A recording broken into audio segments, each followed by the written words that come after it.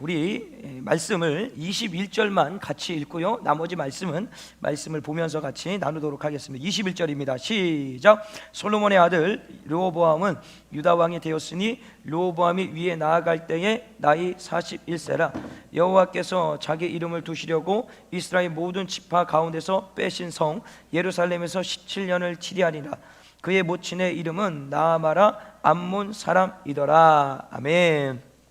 자, 우리가 지난주 말씀을 통하여서 어쨌든 하나님께서 이제 이스라엘을 분열시키십니다. 분열시켜서 남유다 두 개 지파죠. 유다와 베냐민 지파가 한 나라를 이루고 나머지 10지파가 여로보암을 통하여서 이제 나라가 이루어져서 여로보암이 통치를 하는데, 지난주에 말씀에 나눴지만 여로보암은 하나님께서 하나님의 백성을 다스리고 통치하라는 그 명령에서 벗어나 끊임없이 우상 노름에 빠져서 하나님의 말씀을 멀리하고 결국에는 그의 말로는 죽음으로써, 다시 말하면 죽는다라는 것은 모든 일가족이 이스라엘 땅에 하여튼 땅 밟고 있는 여로보암의 가족이라면 다 죽습니다. 다 멸망하는 그런 어떤 저주의 가문으로서 끝을 맺게 됩니다. 자, 이제는 그곳은 이제 북이스라엘이라고 하죠. 그러니까 분열된 북이스라엘이고, 오늘은 남유다, 갈라진 남유다, 유다와 베냐민의 왕으로서 첫 시작한 사람이 누구죠? 솔로몬의 아들 르호보암이죠. 오늘 그 르호보암에 대해서 좀 말씀을 같이 좀 나누도록 하겠는데요, 오늘 본문 21절을 다시 보게 되면 솔로몬의 아들 르호보암이 유다 왕이 되었으니 르호보암이 위에 나갈 때의 나이가 41세라. 여호와께서 자기 이름을 두시려고 이스라엘 모든 지파 가운데 빼신 성 예루살렘에서 17년을 치리하리라. 그 모친의 이름은 나아마라 암몬 사람이로다. 자, 르호보암이 41살 때에 왕위에 올라서 17년 동안 남유다를 통치하게 됩니다. 자, 그런데 이 통치의 과정을 보게 되면 최초의 르호보암이 어쨌든 남유다의 왕이 돼서 3년 동안은 잘합니다. 어떻게 잘하냐면 이 말씀이 역대하 11장 17절에 보면은 이렇게 기록되어 있습니다. 역대하 11장 17절에 보면, 그러므로 3년 동안 유다 나라를 도와 솔로몬의 아들 르호보암을 강성하게 하였으니 이는 무리가 3년을 다윗과 솔로몬의 길로 행하였음이니라. 자, 이게 무슨 얘기냐면 통치 자리에 올라가서 3년은 다윗과 솔로몬처럼 통치하기 시작을 했다라는 거예요. 그게 무슨 얘기냐? 하나님의 말씀이 기준이 돼서 그 하나님의 말씀으로서 순종함으로 3년 동안은 남유다를 다스려 갑니다. 그러므로 인하여서 하나님께서 그 땅에 은혜를 주심으로 강성하고 번성하고 그리고 태평할 수 있도록 하나님이 은혜를 베풀어 주셔요. 그런데 3년 후부터 증상이 나타나기 시작합니다. 어떻게 증상이 나타나냐면 통치가 바뀌어버려요. 역대하 12장 1절 말씀을 보게 되면, 르호보암의 나라가 견고하고 세력이 강하매 여호와의 율법을 버리니 온 이스라엘이 본받은지라. 뭘 버렸다고요?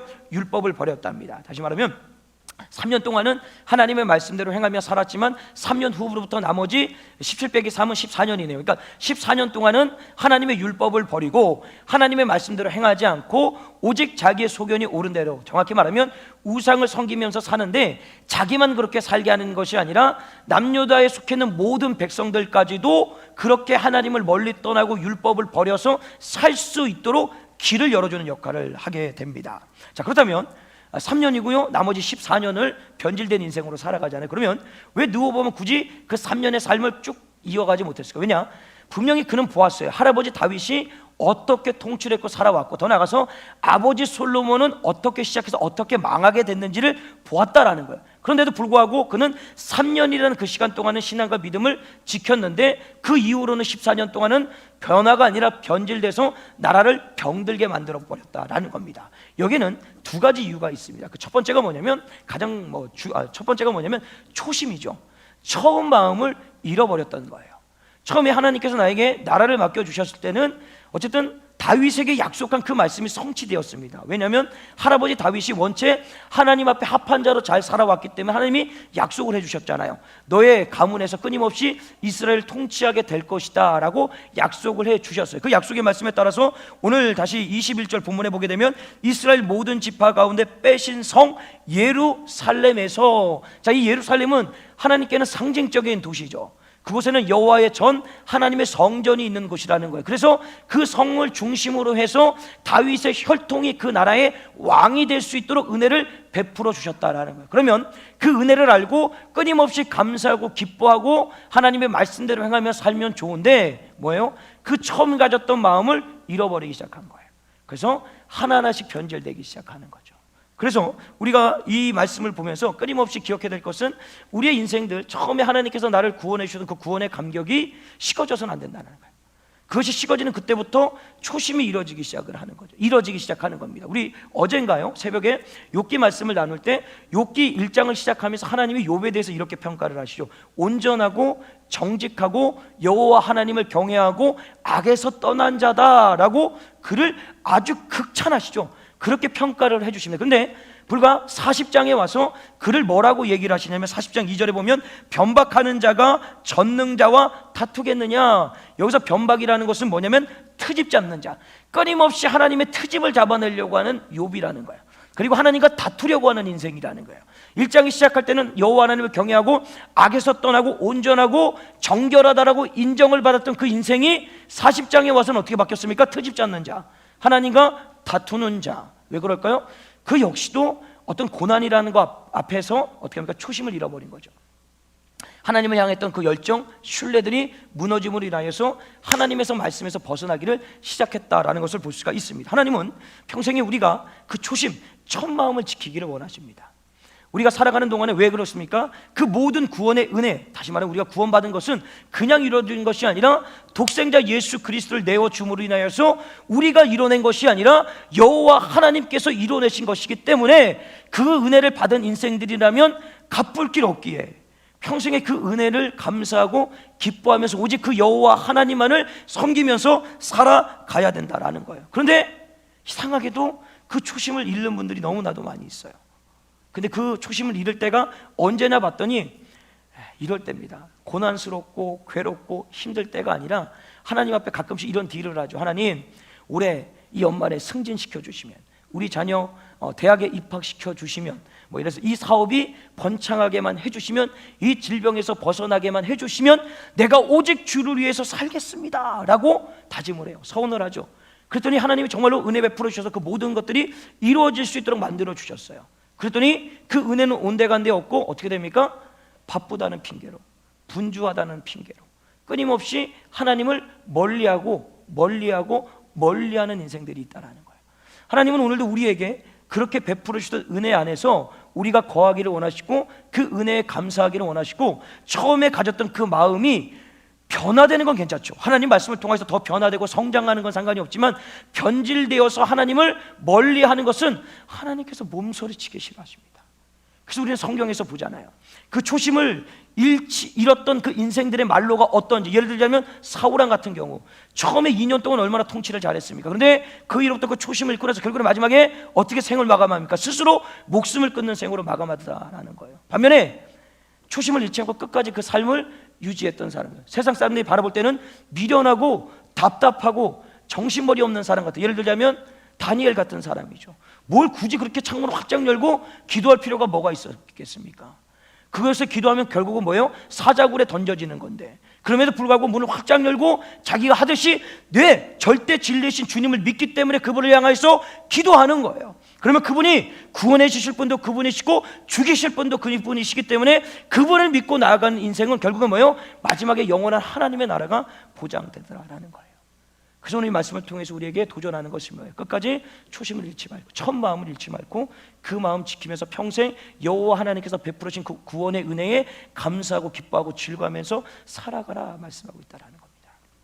나가서요, 두 번째로 이 르호보암이 변질될 수밖에 없었던 이유가 뭐냐면 오늘 본문 21절과 31절에 보게 되면 공통된 말씀이 하나 기록되어 있습니다. 그게 뭐냐면 21절에 보면 예루살렘에서 17년을 치리하리니 그의 모친의 이름은 나아마라 암몬 사람이더라. 자, 르호보암이 처음 시작할 때 함께 했던 사람이 누구냐면 엄마 나아마입니다. 반면에 31절에 보게 되면 르호보암이 17년 동안 통치를 한 다음에 이제 그 열조와 함께 자니 그 열조와 함께 다윗성에 장사되니라. 그의 모친 이름은 나아마라 암몬 사람이더라. 그 아들 아비암이 대신하여 왕이 되니라. 자, 보세요. 처음에 시작할 때도 어머니 나아마하고 같이 시작하고 마지막 17년 통치가 끝날 때도 어머니 나아마로서 끝나게 됩니다. 자, 그러면 이것을 뭘 말하는 것이냐, 어떤 의미를 담고 있느냐, 이런 거죠. 자, 나아마가 지금 어디 사람입니까? 암몬 사람이다라고 얘기를 합니다. 맞습니까? 암몬? 맞죠? 암몬 사람이죠. 이 암몬이 누구를 섬기냐면 몰렉을 섬깁니다. 가장 좋아하는 제사가 뭐냐면 인신제사입니다. 끊임없이 인신제사를 드림으로 인하여서 신을 즐겁게 해드린다고 생각을 갖고 있는 그런 마음을 가지고 있는 사람들이라. 그러면 이 여인이 어디 여인이라고요? 암몬 여인, 다시 말하면 이방 여인이라는 거예요. 그러면 그 이방 여인에게서 무슨 선한 것이 나올 수 있겠습니까? 이스라엘이 무너진 이유가 어디 있습니까? 솔로몬이 수많은 이방 여인들을 데리고 들어옴으로 인하여서 같이 이방 신을 데리고 와서 결국에는 우상 노름으로 인하여서 그들이 분열된 것이 아니겠습니까? 동일하게 이 어머니가 처음에 나고 끝에 나왔다라는 그 의미가 어떤 의미를 담고 있냐면, 결국은 르호보암이 변질될 수밖에 없었던 이유, 초심을 잃은 것도 있지만 더 중요한 역할을 감당했던 사람이 어머니라는 거예요. 그러니까 처음 시작의 통치부터 마지막 끝나는 통치 때까지 어머니의 영향력을 받고 그 나라를 이끌어 왔다라는 거예요. 그러니 이방 여인, 우상을 섬기는 여인한테 뭘 보고 배울 수 있겠습니까? 끊임없이 우상을 어떻게 하면 잘 섬길 수 있는지, 어떻게 하면 우상을 기쁘게 할 수 있을지, 그것만 보고 배우는 거예요. 그러니까 온 나라를 우상의 노름으로, 우상의 놀이터로 만들어버리는 그 정치를 그가 펼쳐가게 되었다라는 겁니다. 그만큼 이 말씀 안에서 우리는 살아가면서 그만큼 누구를 만나느냐, 누구를 만나서 어떤 얘기를 듣느냐, 누가 어떤 삶을 같이 나누냐에 따라서 우리의 삶의 가치, 방향, 기준이 달라지더라는 거예요. 매일같이 불평과 불만과 원망을 터뜨리는 사람 만나면 나 또한 그렇게 되는 거예요. 원망하고 불평하고 좌절하고 절망하고 매일같이 비난하고 정죄하고 판단하는 인생으로 살아가는, 반면에 끊임없이 긍정적으로 얘기하시는 분들 만나면 내 삶이 긍정적이 돼버려요. 심각한 일을 만나더라도 그냥 모든 것이 은혜처럼 받아들일 수 있도록 내 삶이 바뀌네요. 근데 희한해요. 긍정의 생각을 갖고 만나는 사람들, 끊임없이 긍정의 사람들이 뭉치는 반면에 비난과 비판과 원망을 가져서 끊임없이 그 사람끼리 모이더라고요. 이상해요. 자기가 그것이 죽음의 자리인지도 모르고, 죽음의 자리라고 이상하네요. 혹시 여기 그런 분들은 없지만, 예를 들어서 진짜 그것이 잘못된 자리인데도 거기서 헤어나지 못하더라고요. 왜? 죽이 맞잖아요. 손발이 맞잖아요. 예를 들어서 야, 조성호 목사가 그렇다며, 야 맞아 그렇다더라. 그랬냐? 그랬다. 이게 얼마나 죽이 잘 맞아요. 그러니까 서로 시원하게 느껴지는 거예요. 근데 그게 뭐예요? 죽음의 자리를 이르러 가는 거예요.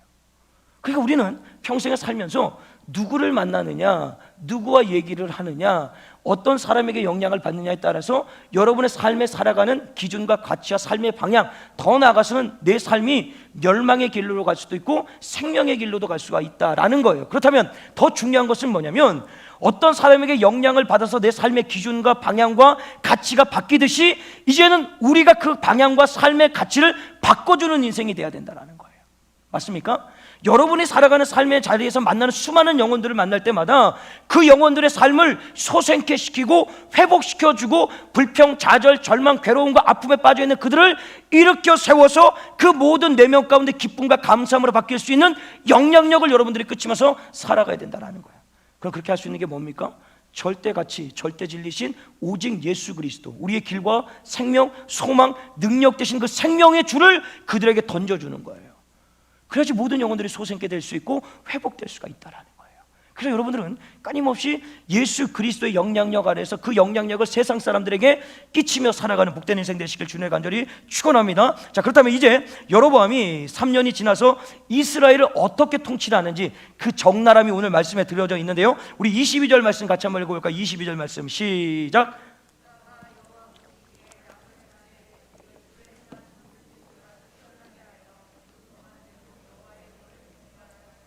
자, 3년부터 르호보암이 뛰어납니다. 탁월합니다. 어디에 대하여서요? 죄에 대하여서. 그들의 선조들이 죄로 인해서 멸망된 인생들보다도 더 많은 죄를 저질름으로 인하여서 성경에서 뭐라고 평가하냐면 뛰어나다고, 탁월하다고. 어디에? 죄 짓는 것에 대하여서. 그래서 하나님의 어떻게 합니까? 노를 격발했다라고 얘기를 합니다. 그러면 어느 정도까지 죄를 졌느냐? 23절 볼까요? 23절 말씀을 보니까요, 이는 저희도 산 위에와 모든 푸른 나무 아래 산당과 우상과 아세라 목상을 세웠음이니라. 각 지역마다 산당을 세워서 우상 숭배를 하는데, 이 산당을 누가 세웠다고 하면 이는 저희도 산 위에, 저희라라는 것은 이스라엘 백성들을 얘기를 합니다. 이스라엘 백성들이 산당을 세웠대요. 자, 근데 여기서 문제가 있습니다. 뭐가 문제냐면, 당시에는 왕정국가죠. 그러니까 신정국가에서 왕정국가로 나가면서 어쨌든 간에 산당을 짓기 위해서는 나라의 허가를 받아야 됩니다. 나라에서 허가를 해줘야 되면 산당을 짓고, 또 산당을 짓고 나면 어떻게 해줘야 되냐면 나라에서는 그 산당을 운영해 나갈 제사장을 파견해 줘야 돼요. 더 나아가서는 산당을 지을 때는 모든 비용을 국가에서 대줍니다. 좋죠. 교회를 그렇게 줘주면 좋겠어요. 자, 그냥 무차관해서 어쨌든 그런 가운데서 보면 그럼 이 결론이 뭐냐면 이겁니다. 백성들이 산당을 짓고 싶어서 지어간 것이 아니라 사실은 그것을 지을 수밖에 없도록 분위기, 환경, 길을 열어준 사람이 누구예요? 르호보암이라는 거예요. 왜? 산당은 나라의 허가가 있어야 돼요. 그리고 나라에서 제사장을 파견해 줘야 돼요. 더 나아가서 모든 비용을 나라에서 지불해 줘야 된다는 거예요. 그러면 수많은 각 지역마다 산당이 세워질 때마다 나라에서 다 해결해 줘야 되는데 이것이 르호보암의 허락이 없으면 안 된다는 거예요. 그러니 백성이 지었다라기보다는 바로 그 백성들이 지을 수밖에 없도록 모든 분위기, 길을 르호보암이 열어줬다는 거예요.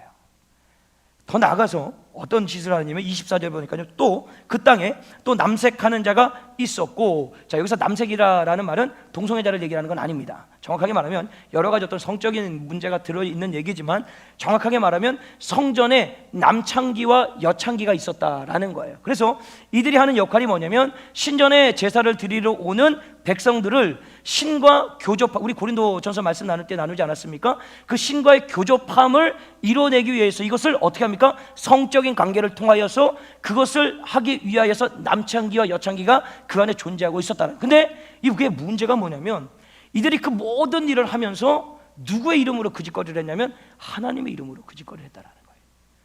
하나님을 섬긴다는 명목으로 하나님께 응답을 받고 하나님의 역사를 보기 위하여서 그 극악무도한 음란의 짓을 이들이 저질렀다라는. 또 더 나아가서는 그 모든 성전에 운영되는 것과 그 남창기 여창기 또 그 안에서 이루어질 때 사실은 재정이 필요하지 않습니까?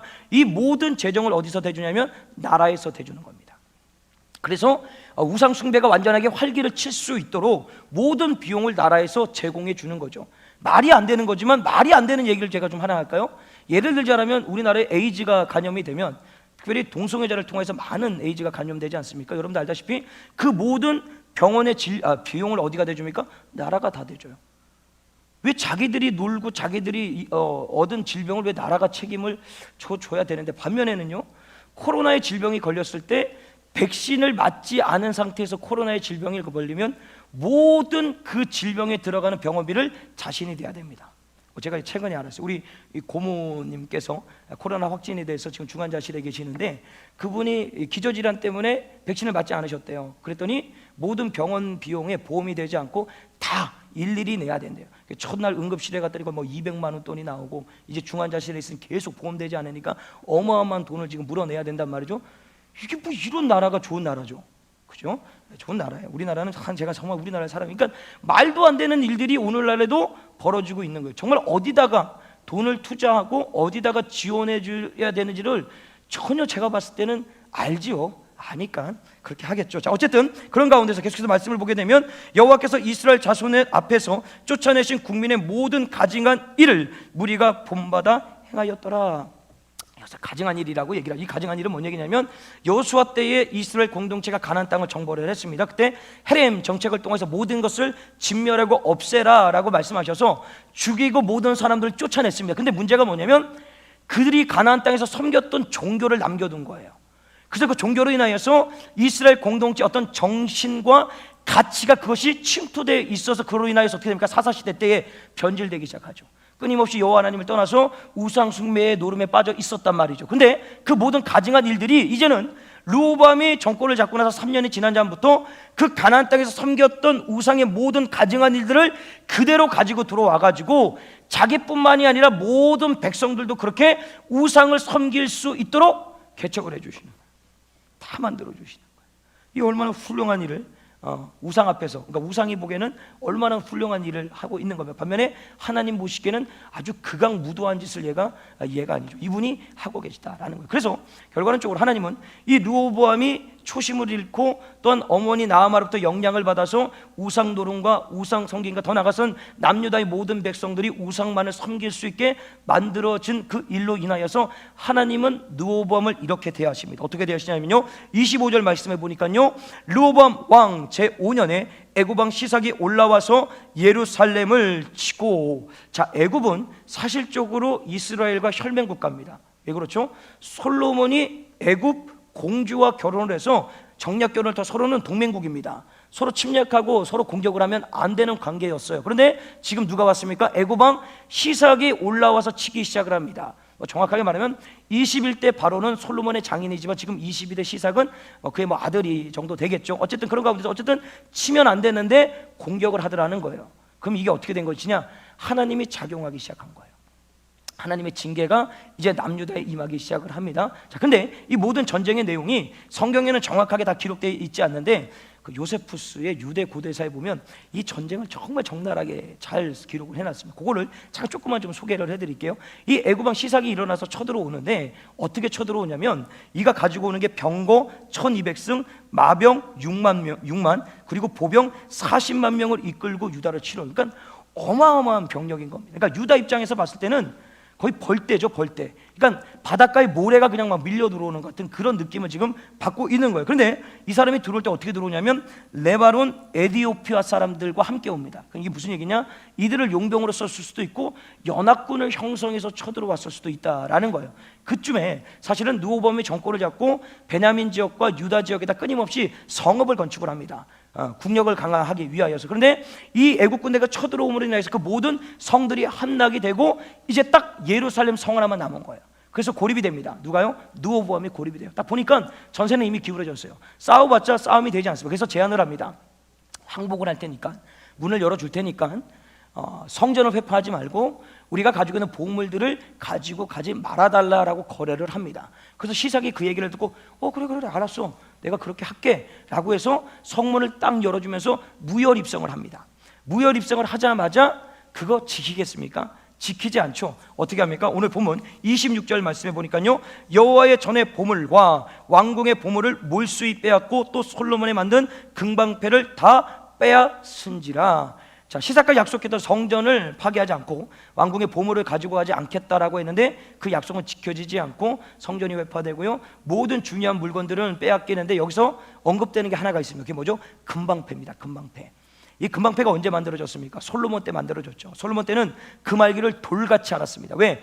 헌채 금이 많아가지고 모든 것이 다 금땡이에요. 그래서 금알기를 돌같이 알았던 거예요. 그때 만들었던 금방패인데 이 금방패의 사용처가 어디냐면 전쟁용으로서 쓰이는 것이 아니라 의존용으로서 쓰여지게 됩니다. 그럼 이게 무슨 얘기냐면 왕이 입고를 할 때나 성전에 들어갈 때나 그럴 때가 있으면 시위대가 쫙 도열을 해가지고요, 그 금방패를 들고 그 팔레스타인 지역에 해가 아주 뜨겁지 않습니까? 내리쬐는 그 해 위로 방패를 들어 올리는 거예요. 그러면 어마어마한 빛이 나겠죠. 그때 뭐라고 외치냐면 왕이여 만세수하옵소서, 왕이여 영광 받아 주소서, 왕이여 우리의 찬양을 받아 주소서 라고 얘기를 하는 거예요. 그러니까 뭐예요? 그 금방패의 역할은 하나님을 대신하여서 끊임없이 르호보암에게 영광을 돌리고 찬양을 하는 도구로서 쓰이고 있었다라는 겁니다. 그런데 영광을 받고 찬양을 받으실 분은 누굽니까? 오직 여호와 하나님밖에 없어요. 이것은 이스라엘 백성도 알고 있고요, 오늘을 살아가는 우리도 알고 있는 사실입니다. 물론 세상이 믿지 않는 사람들은 그걸로 대해서 모르겠지만 어쨌든 믿음의 사람이 이 모든 상황을 알고 있단 말이죠. 그럼에도 불구하고 모든 영광, 모든 찬양을 지금 누가 받고 있는 거예요? 르호보암이 받고 있는 거예요.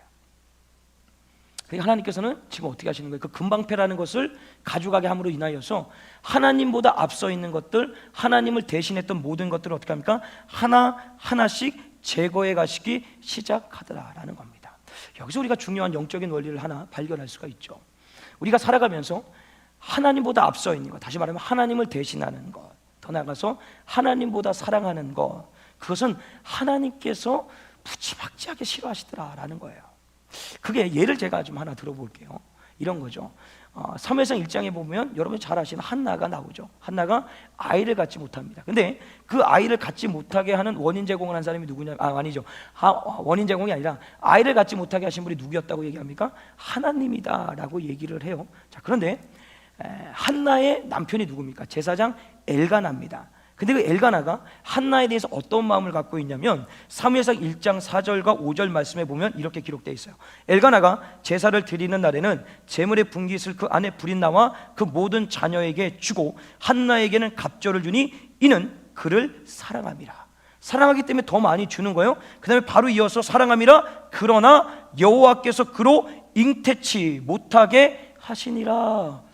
자, 한나를 사랑하는데 그러나 하나님은 그를 잉태치 못하게 하심이라 라고 얘기를 해요. 자, 이게 무슨 얘기냐면 한나가 하나님께서 잉태치 못하게 하시는 여러 가지 이유도 있겠지만 그 중에 원인이 뭐냐면 이거예요. 엘가나는 이 제사장이 하나님보다 한나를 더 생각하고 사랑하는 거예요. 그러니 그 사랑에다가 문제를 주시는 거죠. 그래서 잉태치 못하게 만들어내시는 거예요. 사실 거기에 있는 거예요. 왜? 그렇다면 사랑합니다 라는 그 얘기 이유여서 딴 데 가서 그 얘기가 써야 될 같은 선상에서 동일한 5절 말씀에 그게 기록되어 있다라는 거예요. 물론 부부는 사랑해야 됩니다. 정으로 사시지 마시고 사랑으로 사십시오. 끝까지 사랑해서 사십시오. 그냥 매일 아침만 눈 뜨고 봐도 가슴이 콩닥콩닥 뛰고 막 안아주고 싶고 깨물어주고 싶고 막 그렇게 사셔야 됩니다. 그날이 언제까지 될지는 모르겠지만, 자, 그건 맞는데 중요한 것은 뭐냐면 그 사랑이 하나님보다 앞서 있거나 하나님을 대신하고 하나님보다 더 사랑하면 문제가 생긴다라는 거예요. 그냥 예입니다. 예. 자녀들이 끊임없이 잘 안 되는 자녀들이 있어요. 다가 그렇다는 거 일반화는 시키지 마십시오. 그냥 예를 하나 드는 거예요. 자녀가 안 되는 것을 이렇게 보면 끊임없이 그 자녀에게 부모들이 신경을 씁니다. 거의 매달리죠. 올인을 합니다. 그럼에도 불구하고 잘 되지 않아요. 그럼 오늘 말씀을 그대로 빗대어서 보게 되면 왜 그럴까? 그 자녀가 하나님을 대신하고 있고 하나님보다 그 자녀를 더 사랑하고 있어서 그 앞길을 하나님께서 막아놓고 있는 건 아닐까라는 어떤 영적인 논리에서 한번 좀 접근해 보는 겁니다. 그거는 뭐 자녀뿐만이 아니라 여러분이 하는 모든 일, 뭐 모든 만남, 잘 되고 잘 안 되는 거, 물론 우리의 실수와 우리의 죄도 있지만 더 나아가서는 그 모든 것을 이뤄나가기 위하여서 내가 하나님보다 거기에다 더 열정을 쏟고 내 모든 삶을 드리고 내 생명을 드림으로 인하여서 그것이 막힐 수 있을 수도 있다라는 거예요. 그래서 다시 한번 오늘 이 말씀을 통해서 점검을 해보는 거예요. 내가 혹시나 내가 살아가는 삶의 현장과 내가 누리고 있는 것, 내가 관계하는 모든 것들에 대하여서 하나님을 대신하고 있고 오히려 하나님 앞에 위로받아야 될 것을 그에게 위로를 받고 그에게 영광을 돌려야 될 걸 그에게 영광을 받을 수밖에 없게 만들어가고 있지는 않은가, 이것을 우리가 한번 살펴봐야 된다라는 것입니다. 어쨌든 이 모든 것을 인하여서 누워보면 모든 것을 잃게 됩니다. 그럴 때, 그러고 나서 27절의 말씀에 보니까요, 우리 27절 말씀 같이 한번 읽어볼까요? 시작.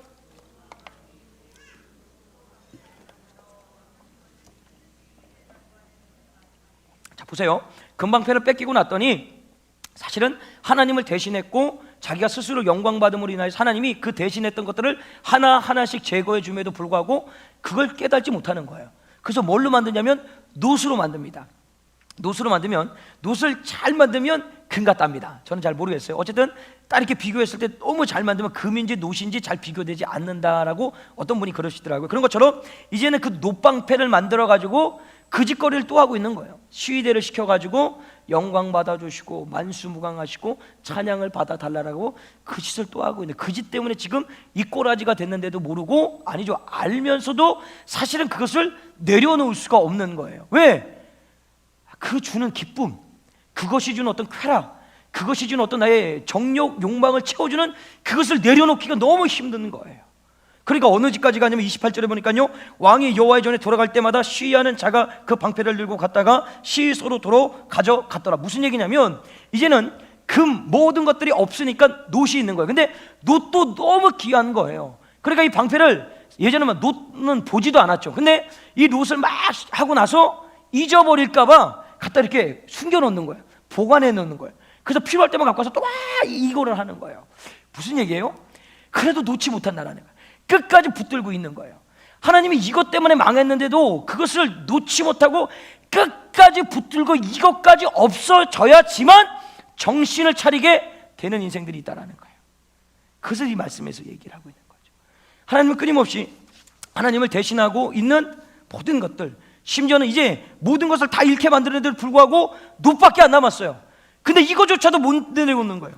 붙들고 있는 거예요. 아, 이것만은 안 된다고, 이것만은 안 된다고. 근데 하나님은 이거를 지금 내려놓기를 원하시는 거예요. 그래야지만 다시금 회복의 자리로 여호와께로 가서 여호와가 주시는 은혜로 말미암아 모든 것들이 회복될 수 있는데 지금 당장에 내 눈앞에 보이는 이것이 안 내려지는 거예요. 끝까지 붙들고 있는 거예요. 숨겨놓고 움켜쥐고 잡아서 안 뺏기기 위해서 몸부림치는 거예요. 근데 결국은 어떻게 됩니까? 이 모든 것 다 먼지처럼 사라지는 거예요. 이 땅에 무한한 게 어디 있습니까? 다 유한하고요. 하나님이 마음만 먹으면 훅 하고 부르면 다 없어지는 게 우리가 가지고 있는 모든 것들이야. 그런데도 우리는 오늘도 거기에 아둥바둥하는 거죠. 좀 더 갖고, 좀 더 모으고, 좀 더 높아지고, 좀 더 누리고, 더 좀 확대되고 번창해지고, 어떤 통계, 확률 그 안에서 끊임없이 인생을 살아가더라는 거예요. 하나님은 그걸 원하시는 것이 아니라 오늘도 우리의 삶을 운행해 가시고 이끌어 가시는 그 주님을 바라보기를 원하신다는 거예요. 세상의 통계, 확률, 세상의 직업 필요합니다. 다 필요해요. 그러나 그것이 여러분들에게 영원한 삶을 보장해 주는 건 아니라는 거예요. 영원한 삶을 보장해 주시는 분은 오직 여호와 하나님, 오직 예수 그리스도밖에 없다라는 거예요. 그럼에도 불구하고 그 예수 그리스도는 뒷방 늙은이 취급하면서 빼놓고 오늘도 내 생각과 내 뜻대로 이루기 위하여서 오늘도 분주하고 바쁘고 뭐가 그렇게 기도하기도 어렵고 예배드리기도 어렵고 찬양하기도 힘들게 살아가는지 모르겠어요. 물론 제가 여러분의 입장이 안 돼서 그럴 수도 있다고 하지만 아니요, 저도 한 10년 동안 상해라 봤잖아요. 군생활하면서 알겠더라고요. 결국은 저도 제 욕심 때문에 그 정욕, 쾌락을 내려놓지 못하기 때문에 그 10년 동안 거기서 계속 도는 거예요. 나오지 못하고 마지막 결정했을 때도 2년, 그 2년을 신학교를 가냐 마냐 또 고민을 한 거예요. 왜? 그 300만 원 못 내려놔가지고, 그 300만 원 못 내려놔가지고 그거 움켜쥐고 가보려고 어떻게 해서든지 요령을 쓰는 거죠. 야간으로 가서 어떻게 좀 멀리 해가지고 이걸 그냥 계속 유지해서 갈 수는 없을까? 막 오만 가지 계산을 하면서 가는 거야. 근데 하나님이 결국 뭐예요? 그것까지 내려놓게 만드심으로 인하여서 다시금 주님 앞에 온전히 붙들려서 그거보다 더 큰 것, 더 영원한 것, 더 가치 있는 것, 그것을 내게 주어 주시더라는 거예요. 그래서 여기까지 오게 된 거라는 거예요. 동일합니다. 오늘 이 말씀 안에서 다시 우리가 마지막에 정리를 하면서 이거를 한번 결단했으면 좋겠습니다. 여러분들의 삶의 자리에서 하나님보다 앞서 있는 것들, 하나님을 대신하고 있는 것들, 하나님보다 더 사랑하고 있는 것들, 그것이 남편, 자녀, 아내, 직업, 사업, 여러 가지 어떤 모든 것들, 그것이 있다라면 이제는 좀 과감하게 그것을 내려놓을 수 있는 이제는 수준에 이르면 어떻겠는가? 왜? 수요 예배 나오시는 분들의 정도의 신앙의 수준이라면 어느 정도 퀄리티가 있다라고 저는 생각을 합니다. 저는 믿어 의심치 않습니다. 웬만한 폭풍 가운데서도 그냥 아무렇지 않게 오늘 새벽에 말씀 나눴던 베레모처럼 막 나일강이 범람을 요단강이 범람해도 그까짓 이럴 수 있는 정도의 여러분의 수준이라고 저는 생각을 합니다. 그렇다면 이제는 다시 한번 돌아보는 거예요. 이 한 해 동안 2021년을 내가 살아오면서 우리는 항상 절대 가치를 붙들고 살아가죠. 예수 그리스도를 붙들고 살아간다라고 얘기를 합니다. 그래서 절대 진리, 절대 가치, 오직 예수, 불신지옥, 예수 천국입니다. 맞습니까? 아니에요. 근데 이런 용어를 쓰면 싫어하더라고요. 싫어해요. 이게 진리인데 근데 우리는 어느 순간에 모르게 이것을 적당히 그냥 타협하면서 그 얘기를 안 쓰고 있는 분들도 있더라는 거예요. 아니요, 이것은 2000년 전에 예수 그리스도가 오기 전 하나님께서 이 땅을 창조하시기 전부터 이거는 절대 진리, 절대 가치, 오직 예수가 우리 가운데 존재하고 있는 거예요.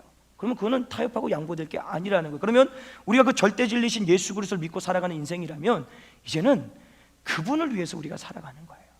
나를 위해서, 나의 가족을 위해서 사는 것이 아니라 내가 그 주를 위해서 살아가면 그 주인이 나의 가족, 나의 남편, 나의 아내 모든 것들을 다 책임져 주시는 거예요. 그거를 좀 누렸으면 좋겠습니다. 내가 지고 아둥바둥 좌지우지하려고 하지 말고 내가 핸들링해서 끌고 가려고 하지 말고 끊임없이 주님께 맡기는 거예요. 여러분의 가정의 운명을 맡기고 여러분의 인생의 운명을 맡기고 이 나라의 운명을 맡기고 우리 교회의 운명을 누구한테요? 주님께 맡기는 거예요. 그럼 절대이신, 절대 진리와 가치신 예수께서 그 가정을, 그 교회를, 여러분의 사업장을, 직장을, 삶의 모든 터전을 하나님께서 가장 아름답고 복되게 이끌어 가시고 인도해 가신다라는 사실입니다. 오늘도 이 말씀 앞에 다시 한번 하나님보다 앞서 있는 모든 것들을 내어 던지시는